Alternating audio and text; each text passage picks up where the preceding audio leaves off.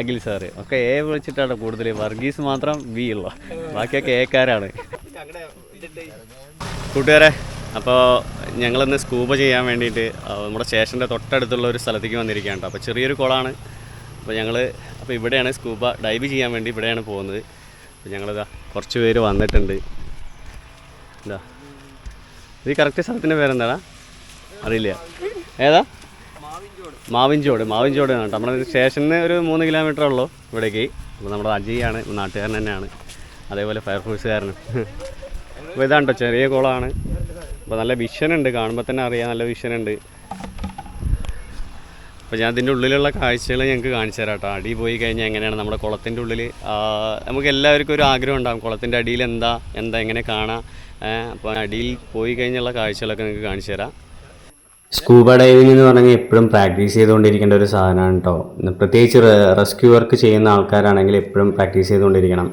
കാരണം നമ്മൾ സ്പോട്ടിൽ പോകുമ്പോൾ റിസ്ക് പിടിച്ച പണിയാണ്. അപ്പോൾ സ്പോട്ടിൽ പോകുമ്പോൾ നമുക്ക് പ്രാക്ടീസും കൂടി ഇല്ലെങ്കിൽ നമ്മളാകെ പാനിക്കാവും. നമുക്ക് ബോഡി ഫിറ്റ്നസ് ഇല്ലെങ്കിൽ നമുക്ക് ആകെ ബുദ്ധിമുട്ടാണ്. അപ്പോൾ അതുകൊണ്ടാണ് ഞങ്ങൾ എല്ലായ്പ്പോഴും പ്രാക്ടീസ് ചെയ്യാൻ പോകുന്നത് കേട്ടോ.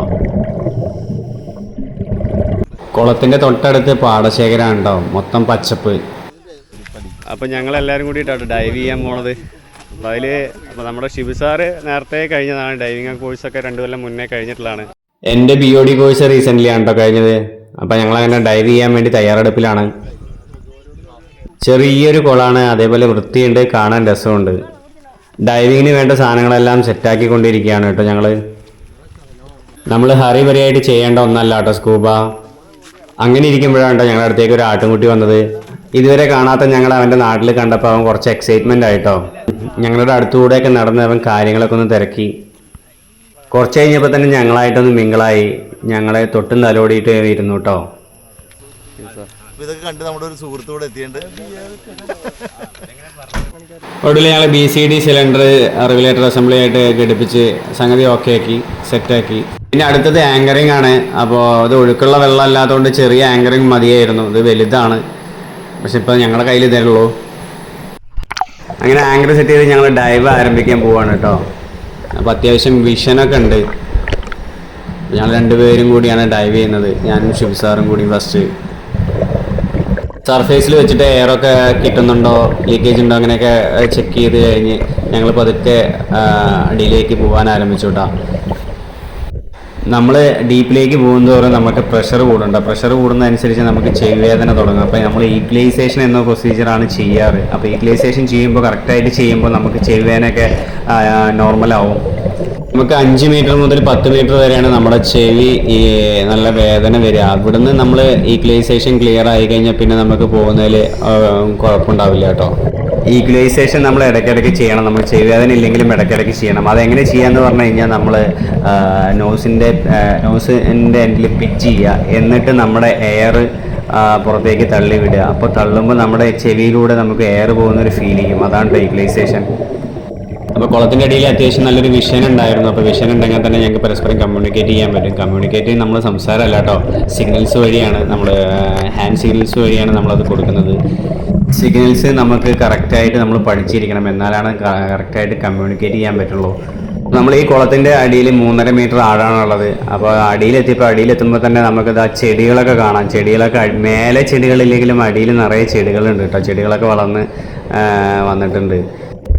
വെള്ളത്തിൻ്റെ അടിയിൽ അതൊരു വേറൊരു ലോകമാണ് കേട്ടോ. അത് പറഞ്ഞറിയിക്കാൻ പറ്റില്ല. അത് എക്സ്പീരിയൻസ് ചെയ്ത് തന്നെ വേണം. നമ്മൾ പുറമേ നിന്ന് നോക്കി കാണുന്ന പോലെയല്ല കേട്ടോ വെള്ളത്തിൻ്റെ അടിയിൽ വെച്ചിട്ട് അത് കാണുന്നതും അത് എക്സ്പീരിയൻസ് ചെയ്യുന്നതും.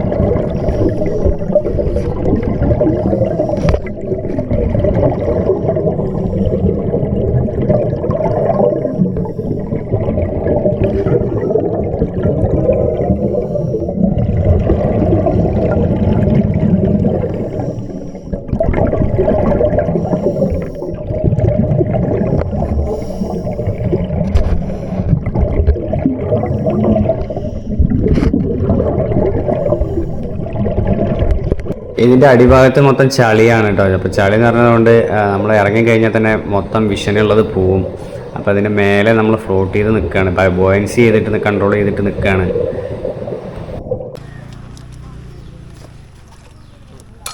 സാറേ ഡൈവ് എങ്ങനെയുണ്ടായിരുന്നു സാറേ? കൊള്ളാം, അടിപൊളി, അടിപൊളിയാക്കി, സൂപ്പർ, നല്ല വിഷനൊക്കെ ഉണ്ടായിരുന്നു അല്ലേ? അതെ അതെ അതെ. ഇടയ്ക്കിടയ്ക്ക് നമ്മളിങ്ങനെ ചെയ്യണത് നല്ലതല്ലേ? പിന്നെ അത് ചെയ്തുകൊണ്ടിരിക്കണം, അല്ലെങ്കിൽ സെറ്റാവില്ല. സെറ്റാവില്ല മീൻസ് നമ്മളെപ്പോഴും practice makes a man perfect. അതെ, നമ്മൾ ഈ സാധനം സ്കൂബ പ്രത്യേകിച്ചിട്ടാണ് നമ്മളെപ്പോഴും പ്രാക്ടീസ് ചെയ്തുകൊണ്ടേയിരിക്കണം. ഇല്ലെങ്കിൽ നമ്മുടെ കയ്യിൽ കാരണം ഡേഞ്ചർ സാധനമല്ലേ. അപ്പോൾ നമ്മളെന്നും ഇത് അക്ഷയ്, ഇത് അജയ്, ഇത് പേര് മറന്നറ, അഖിൽ കൃഷ്ണ, വർഗീസ് സാറ്, അഖിൽ സാറ് ഒക്കെ എ വിളിച്ചിട്ടാണ് കൂടുതൽ. വർഗീസ് മാത്രം ബി ഉള്ള, ബാക്കിയൊക്കെ എക്കാരാണ്. എല്ലാവരും എ ആണ്. ഇപ്പോൾ നമ്മളെ സ്കൂബ എക്യുപ്മെൻറ്റ്സ് ഒക്കെ സെറ്റ് ചെയ്യാണ്. അപ്പോൾ ഓരോ ഏതാ സ്യൂട്ട് നനഞ്ഞിട്ടില്ലല്ലോ അല്ലേ? ബാക്കിൽ